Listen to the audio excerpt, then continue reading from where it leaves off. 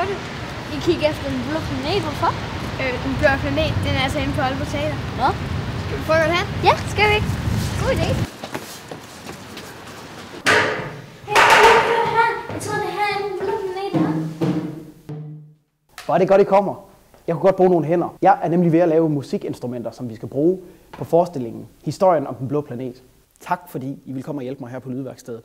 Fordi jeg har virkelig brug for hjælp. Og det kan man lige gøre sådan her. De passer nemlig ind i hinanden. Jeg har fundet nogen, der passer rigtig godt her. Se der. Så. Nu er røret længere. Kan I høre det? Det, der så kan være helt vildt fedt. Og der skal jeg bruge jeres hjælp nu.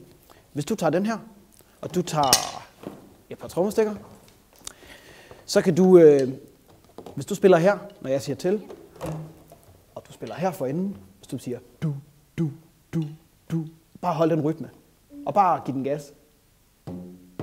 Du må gerne slå hårdere. Nemlig. Og prøv at høre, hvad der så sker.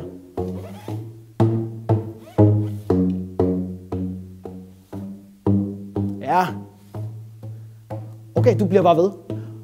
Og du spiller noget, der passer til. Så du kan finde en rytme, der passer til. Og du starter bare nu. Ja.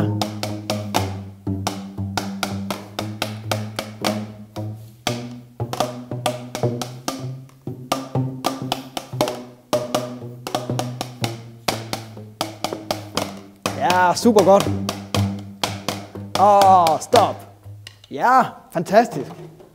Det går rigtig godt. Det tror jeg kunne blive et super fedt instrument, det her. Vi er nødt til at have et billede af det her. Er det okay med dig? Ja, helt sikkert.